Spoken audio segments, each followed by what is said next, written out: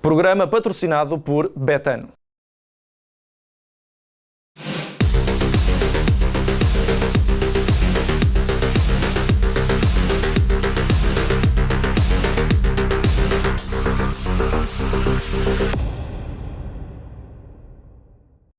Olá a todos e sejam bem-vindos ao Deixem-se de Tangas, o novo programa do SAP. O meu nome é Mário Cajica, vou estar a apresentar este programa, mas não vou estar sozinho, já vou também fazer a apresentação aqui dos meus dois comentadores. Só dizer que este será um programa exclusivo do SAP, 2 vezes por semana vamos estar a fazer antevisões, rescaldos e, enfim, tudo o que de mais importante se falar na atualidade desportiva. Ora, este ambiente de Estádio da Luz, como já puderam ver, indicia aqui alguma coisa. Obviamente vamos estar hoje a fazer a antevisão do clássico, do derby entre Benfica e Sporting, e por isso mesmo vou-me fazer aqui acompanhar pelos meus dois comentadores e dois amigos também, o João Rodrigues e também o João Pedro Boca. Sejam muito bem-vindos aqui a este programa. É um gosto, acima de tudo, estar aqui convosco neste novo desafio, neste novo projeto que aqui temos, e nós vamos falar, acima de tudo, de futebol, de bola. Vamos nos concentrar, acima de tudo, também na tática, no que mais importa falar, que é, no fundo, esse aspecto que muitas vezes passa ao lado, mas do nosso lado tentaremos fazer os possíveis para que isso aconteça. Ora,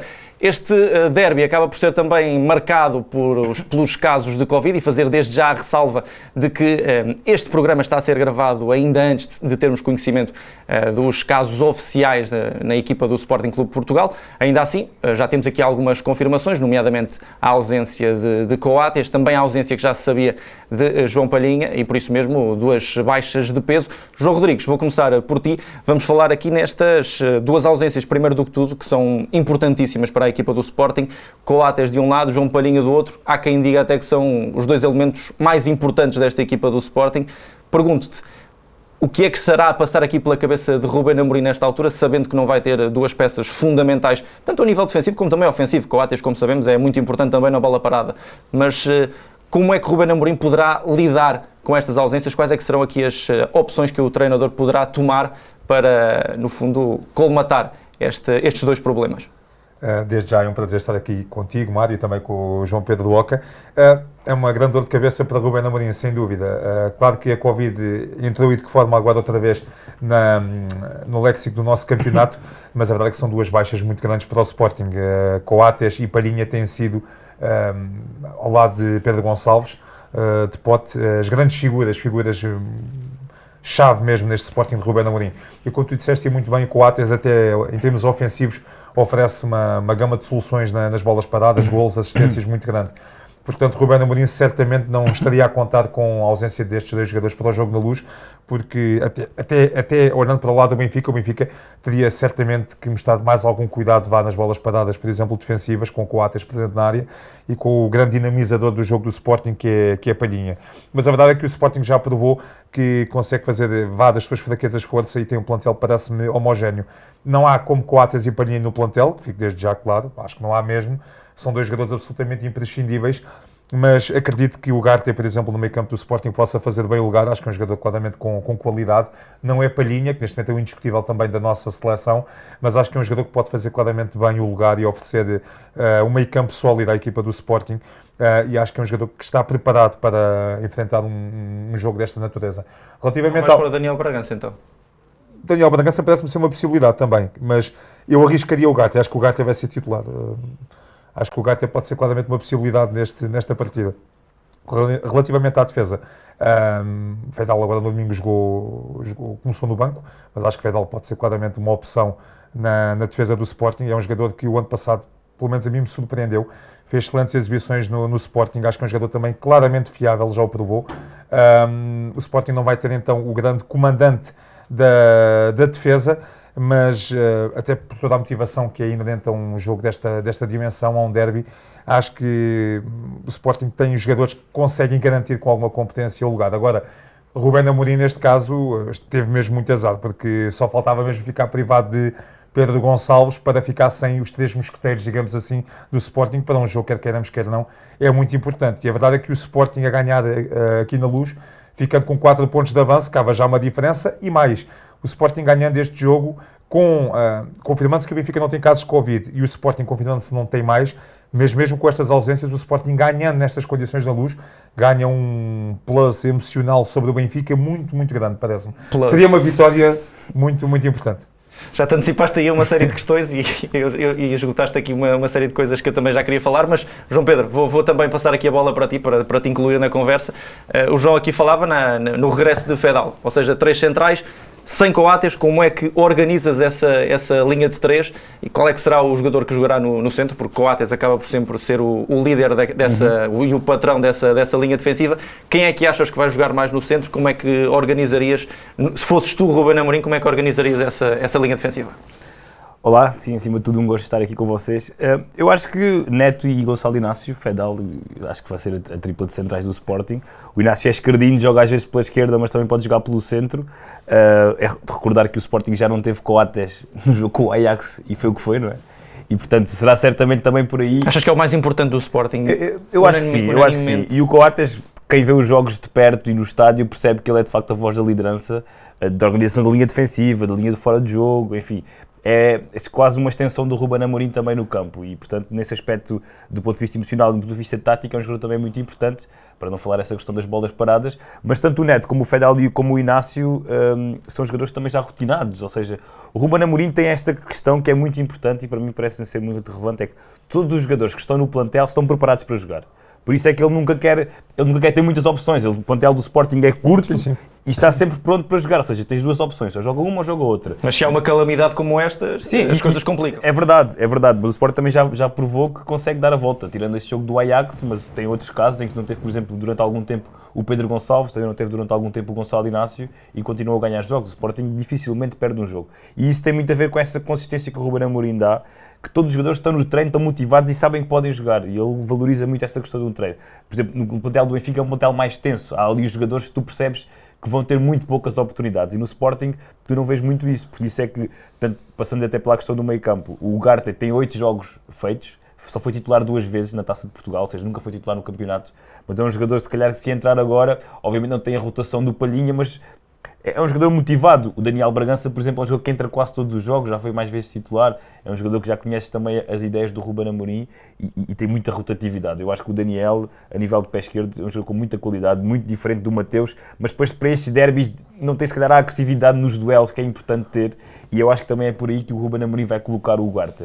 Ele no último jogo já falava da agressividade do Ugarte, da inteligência, apesar de ser um miúdo, mas eu acho que isso vai fazer com que o Ugarte seja titular, essa agressividade, aquele espírito também sul-americano, ele é uruguaio, acho que pode ser por aí. O Daniel é um jogador mais de bola no pé, mais de passe longo, um bocadinho também mais parecido com aquilo que era o João Mário no ano passado, que agora está no Benfica, e vai ser também um duelo interessante. João Mário e Mateus, 2 jogadores que, enfim, falaram-se muito durante a pré-época, um iria substituir o outro, e o Mateus tem feito um trabalho fantástico a substituir o João Mário, e o João Mário, por outro lado, também tem feito uma bela época no Benfica, portanto também vai ser interessante esse duelo do meio campo, não tendo o João Palhinha, mas essa linha de 3 acho que será essa, e depois o Sporting está com uma dinâmica incrível. Acho que o último jogo com o Borussia, João, acho que foi uma prova clara disso mesmo, não é? O jogo com o Borussia, o Sporting, entre os 25 minutos e o intervalo, até comentei com amigos meus, acho que praticou um futebol absolutamente fantástico, uma equipa muito, muito eficaz, depois não precisa de muitas oportunidades para marcar, é impressionante a forma como o Sporting... É muito pragmático. Muito pragmático. Raramente vemos um jogo que o Sporting desperdiça muitas oportunidades, quer dizer, Pedro Pote Gonçalves é dos melhores jogadores a finalizar neste momento o futebol europeu. A nível de remate, sinceramente. Já dei mais 2 alcunhas, Pedro. Sim. É verdade. Mas acho que é dos melhores jogadores a finalizar no futebol europeu, muito provavelmente, porque o segundo gol que ele marca contra o Borussia, é o segundo, se não estou em erro. Já temos a boca do programa. É um dos melhores finalizadores a nível... Sim, não é craque. Mas acho mesmo que é. Polémica. Acho mesmo que é. A nível de finalização, a forma como remata... Frieza, não é? Seja em força, seja remate colocado, toma sempre as melhores soluções. Ainda agora contra o Tondela, era uma finalização para Pote aparentemente fácil, mas tira o adversário do caminho com uma classe incrível. Dá a marcar a Paulinho, quer dizer, o Sporting respira saúde e vê-se acima de tudo que é um balneário absolutamente tremendo, até por este tipo de gestos como Pote teve com o Paulinho, acho que isso tem muita importância. E aí chapou para o Ruben Amorim, tem os jogadores completamente na mão e é isso que tu dizes, João, tem uma equipa, todos sentem que podem jogar, todos são úteis, não há um único jogador que olhes para o Sporting e vejas que está fora da caixa, e por isso é que eu acho que o Sporting, apesar de algumas baixas, Aqui na Luz, acho que é claramente uma adversário a ter em conta e vai ser muito complicado para o Benfica O Ruben Amorim, aplicar uma derrota ao Sporting. eu lembro-me que em conferências de imprensa, nós jornalistas perguntávamos muitas vezes no início da época porque é que só tem 2 avançados. Era o Paulinho e o TT. E ele disse que era mania dele. E o Paulinho não mas te dava a que marcar. E foi ele com disse, eu foi vou com ser ele. casmurro ao ponto de ter só 2 avançados.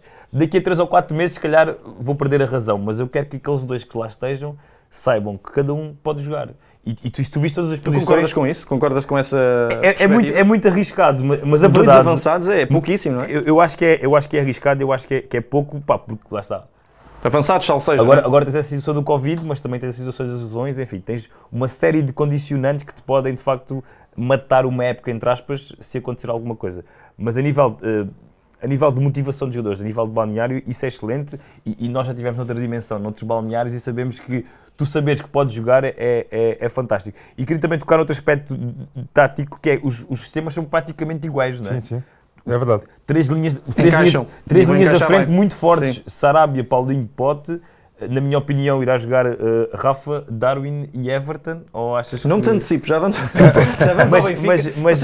Mas sim, a nível 3... Isso diz os temas, até se fala às vezes que Jorge Jesus também fez um pouco fim-capé nesse sistema, um pouco para copiar o Ruben Amorim e que não se lembra da por causa disso. Quem diria?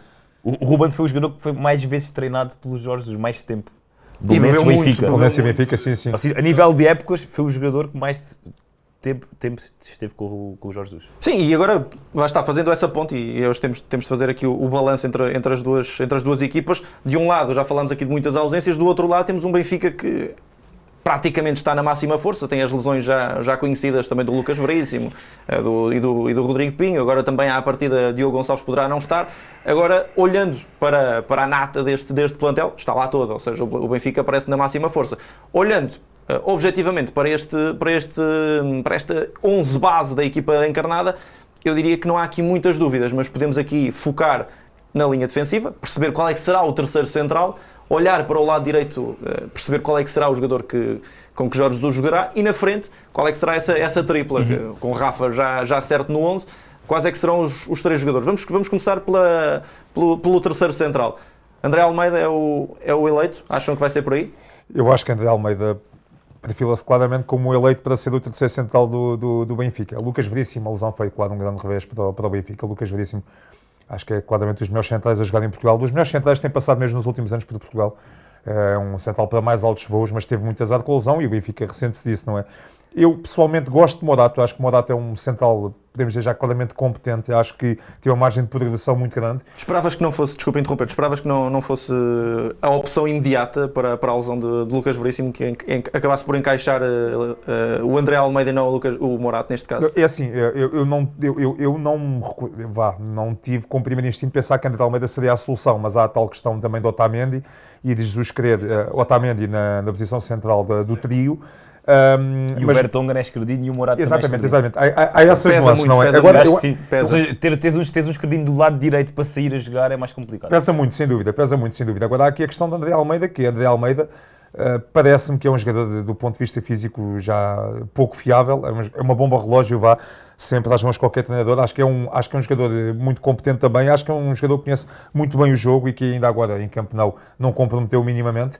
Jorge Jesus gosta de André Almeida, claramente, e faz conta com ele. Lá está, Morato tem sido o preterido, mas acho que André Almeida é uma bomba relógio do ponto de vista físico. Acho que é um jogador que ainda não oferece a garantia de muitos jogos seguidos, ainda mais jogos desta dimensão.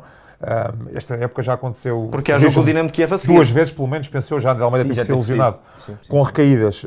Portanto, acho que é ali um fator de instabilidade. Agora, não tenho a menor dúvida, ainda para mais Jorge Jesus, que é muito metódico nesse tipo de coisas. O Otamendi rende muito mais na posição central. Há a questão, como disseste muito bem, de Vertonghen, do pé preferido de Vertonghen, e isso, a nível de um trio defensivo e da saída a jogar, tem grande importância. Mas André Almeida conhece com poucos a realidade destes derbys, destes clássicos.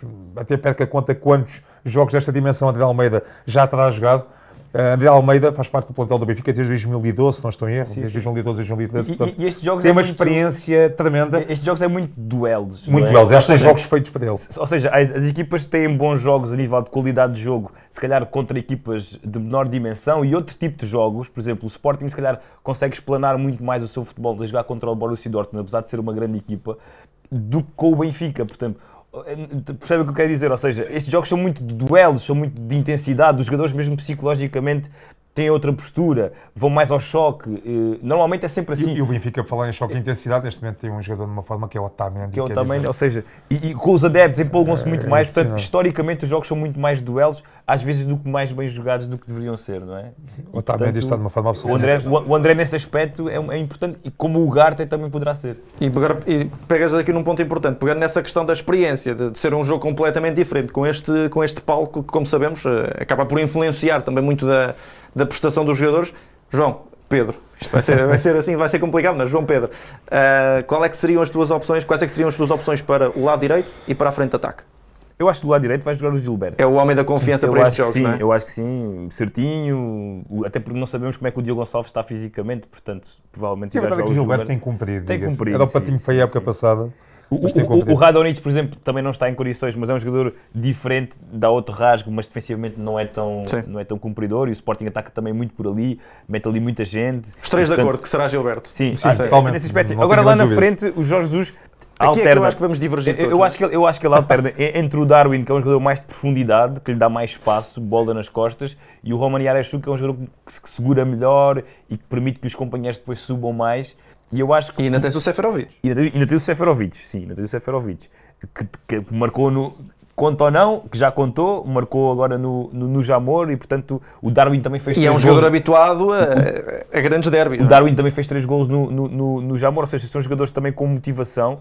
E depois tem jogadores como o Rafa e como o Everton, que são muito mais desequilibradores e que também estão os dois em forma, não é? E portanto... Everton está num momento interessante, sim. E pelo menos, ou seja, está no melhor momento desde que chegou ao Benfica, sim, e portanto isso é inegável, é um jogador que também desequilibra e que também pode, de facto, por exemplo, o Rafa, ali nos duelos com os jogadores como o Neto, que é um jogo mais lento, acho que isso pode ser também interessante. Portanto, eu colocaria o Everton e o Rafa. Agora, teria dúvidas entre o Romão e o Darwin, talvez jogasse com o Darwin neste tipo de jogos. E tu, João? Eu confesso que concordo com eu, se tivesse a arriscar um trio, também arriscaria este. Rafa tem um lugar cativo neste Benfica. Rafa não está na discussão. Apesar de achar que em Campo Nou esteve alguns furos abaixo, mas tem feito uma grande época, a melhor época deste estado do Benfica, a nível de regularidade, este também está muito melhor a finalizar. Acho que é um jogador com lugar cativo, é um craque, um dos craques do nosso campeonato. A Cebolinha, dava-lhe um voto de confiança. A Cebolinha tem feito alguns bons jogos, e acho que é um jogador com fantasia, é um jogador que pode desequilibrar num lance a qualquer momento. Apesar de em Campo Nou também achar que esteve alguns pontos abaixo e com uma intensidade que muitas vezes acho que é o grande defeito dele. A qualidade está toda lá, parece que é quase às vezes um bloqueio mental. Falta-lhe intensidade nestes jogos e é um risco que o Benfica pode correr. Este jogo vai ter uma intensidade brutal, certamente, mas acho que a Cebolinha pode merecer o voto de confiança. Acho que Yaremchuk teve um trabalho ingrato em Campo Nou, sempre na discussão de lance aéreos, teve pouca bola. Atravessa claramente uma falta de confiança, falta de golos e os avançados gostou dele em Campo Nou. Eu acho que ia marcando um bom gol de cabeça, mas acho que também perdeu muita bola. Acho que não fez propriamente um grande jogo, na minha modesta opinião.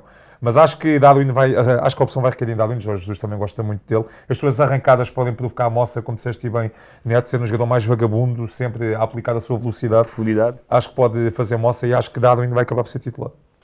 Muito bem, nós vamos focar aqui também em duas rubricas que teremos habitualmente durante os próximos programas. O momento mais e o momento menos da semana.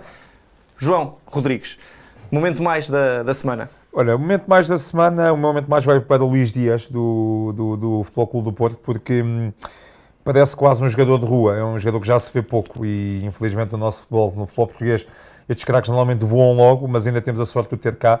E o Luís Dias, quanto ao Vitória, é mais um jogo completamente estratosférico. O Vitória marca, Luís Dias, quase num lance de raiva, num lance a seguir, mata com um gol absolutamente fantástico.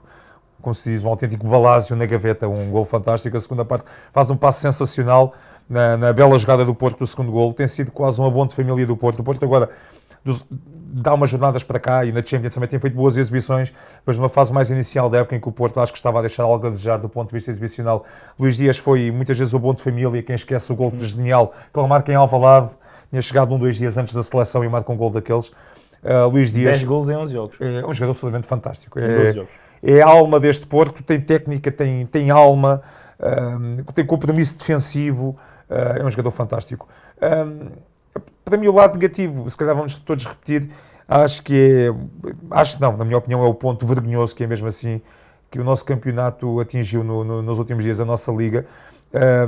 Não vou agora falar muito, já foi tão falado do Bessade e tudo mais, mas fico muito preocupado como adepto, como será vendável o nosso futebol para o estrangeiro. Quer dizer, que canais estrangeiros, que marcas podem ficar mais interessadas pelo nosso campeonato, depois das cenas a que temos assistido. Quer dizer, aconteceu isto da Covid, esta situação do Bessade, que eu tenho ideia em campeonatos profissionais europeus, é inédito isto, uma equipa começar com jogadores a menos por causa da pandemia. Quer dizer, não há tantos anos assim, tivemos uma equipa que começou com 8 jogadores, porque o clube estava praticamente desmembrado e coordenados e atrás os jogadores que rescindiam. São episódios absolutamente insólitos, que nos habituamos a ver em países longínquos e que não fazem sentido num país que, ao fim e ao cabo, as pessoas esquecem-se, por mais críticas que haja para o nosso campeonato. Portugal é o 6º melhor campeonato da Europa, neste momento, faz parte do top 6. Portanto, acho que isto não faz qualquer sentido e torna cada vez menos vendável o nosso produto. João Pedro, mais e menos. Sim, olha, vou só acrescentar rapidamente isto que o João disse, que é obviamente o meu menos, é só por esta questão do passa-culpas e do crime morrer solteiro, não é, como se costuma dizer. Sim. É só esta questão, ou seja, ninguém assume uma responsabilidade, ninguém toma uma decisão e isso leva de facto a muita indefinição dos próximos jogos. Nós não sabemos o que é que vai acontecer, os jogos que não foram adiados, como é que são, que condições é que tem que haver para esses jogos não se realizarem e, portanto, acho que há muita confusão desnecessária. Acho que alguém podia assumir aqui as responsabilidades e assumir uma posição... E comunicação, que não há. E comunicação, e que seja de forma mais clara. Em relação ao mais, acho que vou dizer o Bernardo Silva, que é um jogador que está de facto de uma forma incrível. Ontem marcou mais um belo golo, marcou também durante a semana para a Liga dos Campeões. É um jogador que o Guardiola disse que era o melhor da Premier League, não se cansa de o elogiar. E perguntaram-lhe, top 3? Eu, não, o melhor. Não se cansa de o elogiar. E o jogador que esteve na porta de saída. Sim. Foi quase dado como... A forma como ele se reinventou novamente esta época, ou seja, ele teve uma muito boa época há 2 anos, na época passada esteve um bocadinho abaixo daquilo que é normal nele e agora está a voltar de facto a ser talvez um dos melhores, se não o melhor jogador português da atualidade a jogar, ou seja... Acho que o jogador português é a melhor forma. É a melhor forma, eu acho que isso diz muito daquilo que é o Bernardo Silva. Provavelmente. Ora bem, nós, e agora focando também aqui a atenção noutras questões, nós hoje vamos ter sempre, aliás, um programa dividido em 2, com um grande tema, que hoje, como já perceberam, é obviamente o Benfica com o Sporting, e teremos um tema mais pequenino, mas que será também alvo de análise. João Pedro e João Rodrigues, eu vou-vos propor a falarmos aqui um bocadinho da Bola de Ouro. Queria uma análise vossa a isso mesmo, uma Bola de Ouro que suscitou aqui alguma polémica, muita gente contra, muita gente a favor. Lá está, a qualidade de Messi, acho que é, no fundo, é inquestionável. Aqui muita gente queixa-se da ausência de uma bola de ouro também para Lewandowski. Parece-me que o maior problema é mesmo não ter existido uma bola de ouro no ano passado para Lewandowski. Acho que se tivesse acontecido as coisas teriam sido diferentes. Mas, João Rodrigues, primeiro, pergunto se concordaste com esta bola de ouro e, no fundo, como é que viste toda esta polémica em torno deste prémio? Já fizeste bem, fazer esta nota prévia, é sempre ingrato estarmos a discutir isto, porque estamos a falar de jogadores absolutamente galácticos. Agora, eu acho que não foi propriamente o resultado mais feliz, o facto de ter sido Messi a vencer esta bola de ouro. Claramente, se tivesse havido para mim o ano passado, acho que aí Lewandowski muito provavelmente teria vencido a bola de ouro, mas acho que, comparando os dois, Lewandowski merecia mais. Acho que deve ter sido em conta todos os meses, literalmente, que entram para esta votação, e a verdade é que eu não consigo também dissociar Messi destes primeiros meses de PSG que têm sido penosos. Aliás, Messi tem sido criticadíssimo, tem deixado muito a desejar a nível exibicional. As votações já não abrangem bem essa parte, portanto, acho que isso influencia também, não é? Mas Lewandowski tem sido tem sido uma autêntica máquina de golos. É raríssimo Lewandowski jogar mal, é uma máquina infernal de golos. O Bayern de Munique também se farta de ganhar competições, que é uma coisa também sempre muito tida em conta. O número de títulos, bem sei que Messi ganhou a Copa América pela Argentina, mas acho que Messi mesmo assim, quer dizer, já vimos o Messi muito mais, apesar de continuar a ser um jogador virtuoso, já vimos o Messi muito mais forte, e também a idade, também é normal, a idade também começa a pesar um pouco, mas acho que até pelo número de bolas de ouro que Messi já ganhou, quer dizer, acho que tem surgido aqui um leque de jogadores, alguns mais recentes, não tanto Lewandowski, já é um jogador experiente, claramente já mereciam ter tido a sua oportunidade de vitória em bolas de ouro. Acho que não faz muito sentido, sinceramente, neste momento, Messi ganhar uma bola de ouro. É um jogador ainda fantástico, mas acho que já não é claramente o melhor jogador do mundo. Portanto, a mim custou-me um pouco ver um jogador como o Lewandowski e se calhar ver outros jogadores importantes como os Kantés desta vida, até os Jorginhos, que também ganharam títulos, foram importantíssimos no título europeu do Chelsea, ficarem fora e parecer-me ver que será complicado os jogadores desse um dia ganharem a Bola de Ouro. Acho que foi um pouco contra a corrente Messi ter ganho esta Bola de Ouro, se quiser. João Pedro. Sim, é isso mesmo, ou seja, o Messi, nas últimas 3 edições, nos últimos 3 anos em que houve Bola de Ouro, tendo em conta que no ano passado não houve, o Messi ganhou em 2019, ganhou agora também. E se nós formos ver, o Messi não foi claramente o melhor jogador do mundo nos últimos 3 anos. Ou seja, daí para cá, o que seria obviamente natural, ele tem vindo de facto a perder impacto, até porque também sofreu com a crise que o Barcelona atravessou, não é? E que o obrigou a sair para o Paris Saint-Germain. O Messi no ano passado ganhou uma taça no Rei do Barcelona. Nem vai longe na Liga dos Campeões. Tem a Copa América. Nem é campeão espanhol, ok, ganha a Copa América. O Ronaldo também, quando ganhou o Europeu, ganhou a Champions e ganhou uma Bola de Ouro. Ou seja, é uma dimensão diferente, não é? Eu acho que não é suficiente para isso. O Messi foi politicamente correto e esteve muito bem, de facto. Não sei se foi encomendado, se foi de facto da cabeça dele, ele a dizer que o Lewandowski também merecia a Bola de Ouro e que a France Football devia Achas que se tivessem dado ao Lewandowski o ano passado, as coisas seriam mais calmas? Ou seja, já se não, poderia ou dar seja, ao eu acho Messi? que nós devemos analisar literalmente para este ano. E este ano o Messi, na minha opinião, não foi o melhor, até por este arranque que teve no Paris Saint-Germain. Obviamente que isso pode não contar, mas, enfim, o Messi foi para o Paris Saint-Germain em agosto, portanto, vamos entregar a bola em dezembro, no final. Enfim, ou seja, eu acho que não... Se não contasse, pelo menos eu acho que devia contar, claro, não é? Devia-se avaliar como ou seja, por isso é que, por exemplo, o Salah, por isso é que o nome do Salah foi falado, foi pelo arranque de época que fez agora, não foi pela época passada. E, portanto, devia-se ter de facto em conta isso tudo. Obviamente tu vais dizer assim, mas o Jorginho é que foi o melhor do mundo. É difícil também entregar uma bola ao Jorginho. Ninguém sabe bem os critérios. O meu pai se calhar nem sabe quem é o Jorginho. É super subjetivo, sempre foi. O meu pai e a minha mãe não sabem quem é o Jorginho, percebes? Sim, sim. São coisas isso conta. Ou o Kanté, não é? Isso tudo conta. Agora, entregares ao Messi, só mesmo porque sim, dá a ideia de que assim, epá, este ano não há um nome consensual, damos ao Messi. Definam os critérios, não há um nome consensual, damos ao Messi. E metemos o Ronaldo em sexto, quer dizer, acho um bocado complicado. Sim, os critérios, que porcentagem é que importa mais, que X porcentagem para competições ganhas. Basicamente é como o Klopp disse, obviamente o Messi é um jogador do outro mundo, mas nem temos que dar sempre a bola ao Messi, portanto... O Messi é um jogador absolutamente fabuloso e tecnicamente do que eu vi até hoje, o melhor. Provavelmente Ronaldinho Gaúcho também eu achei do ponto de vista técnico absolutamente incrível. Mas a verdade é que olhando para as bolas de ouro que Messi ganhou, o encontro de cada duas que não fazem muito sentido. Esta agora, uma das iniciais, não consigo recordar agora, em que eu acho que Ronaldo na altura de cada merecia ter vencido. E houve grande polémica, não é? Quer dizer... Pensei que estavas a falar daquela 2010 em que havia Xavi, Schneider, Iniesta. Há uma que eu tenho ideia que o Ronaldo... Eu lembro de uma que o Ronaldo merecia ter vencido, a meu ver, e ganhou o Messi, pronto.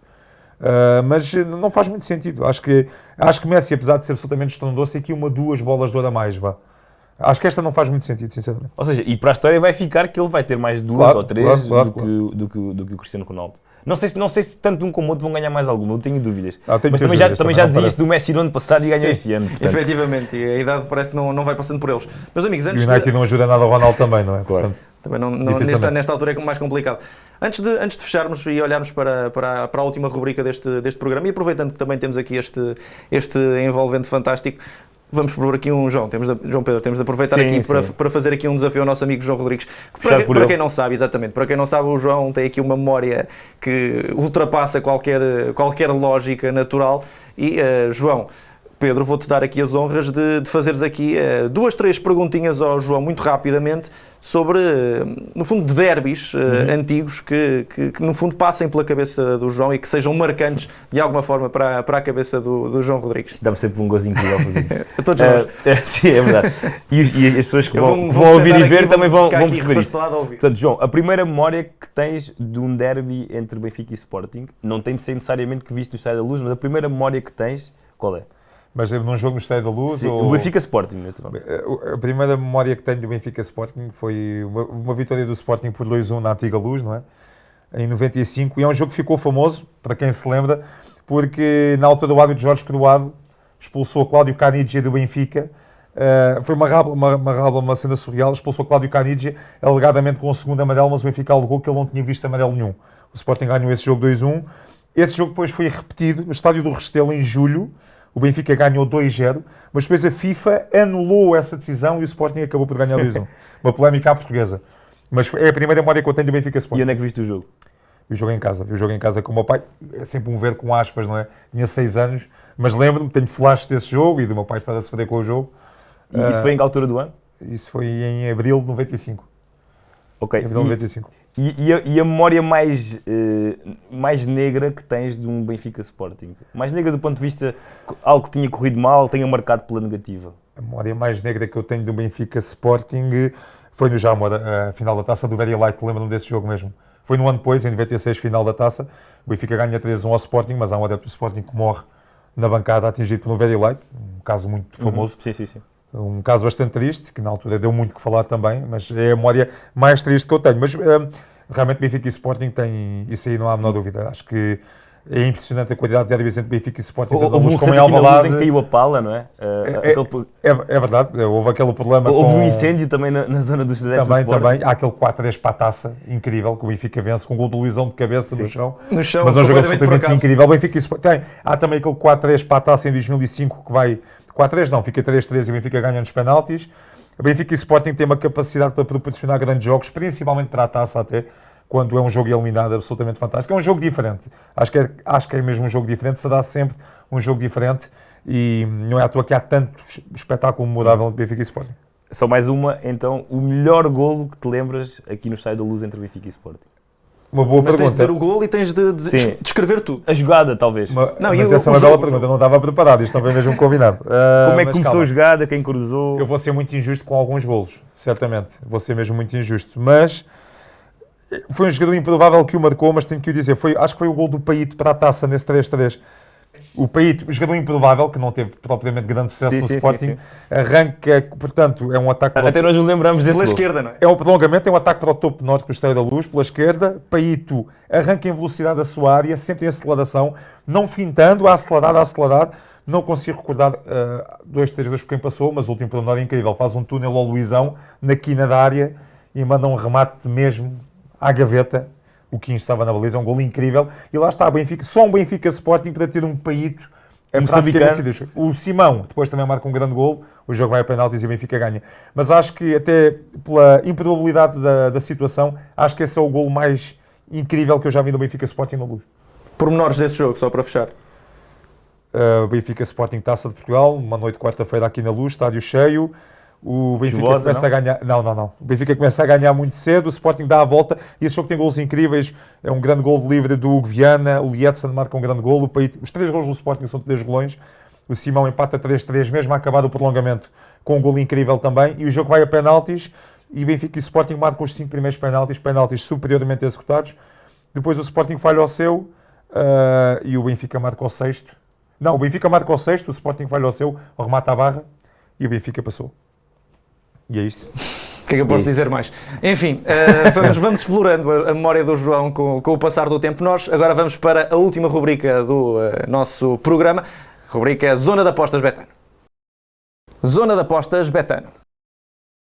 Ora, chegamos à Zona de Apostas Betano e, naturalmente, vamos fazer a antevisão do jogo entre o Benfica e o Sporting. João Pedro, vou começar por ti, perceber do teu lado qual é que é o teu prognóstico para esta partida. Sim, os treinadores dizem muito que as estatísticas, nestes casos, pouco ou nada conta, mas também nós podemos ignorar. E, portanto, o Sporting só ganhou uma vez aqui na Luz nos últimos 15 anos. Era Jorge Jesus, curiosamente, treinador do Sporting na altura.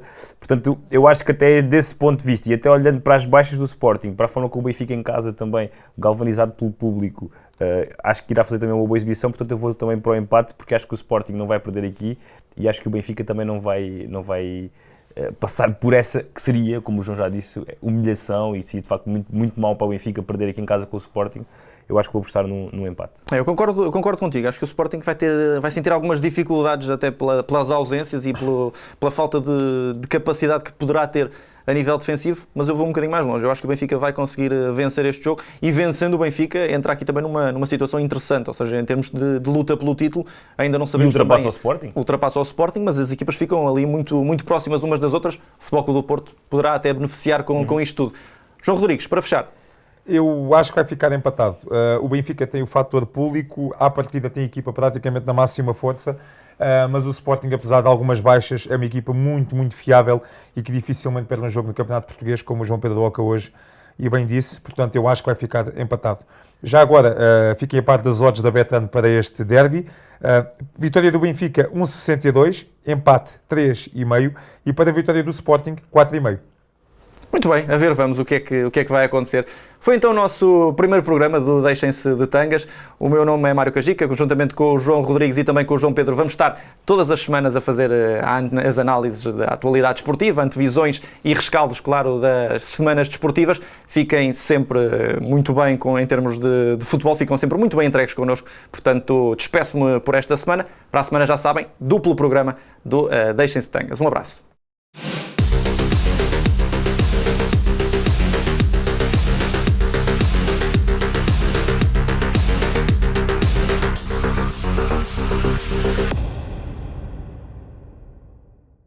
Programa patrocinado por Betano.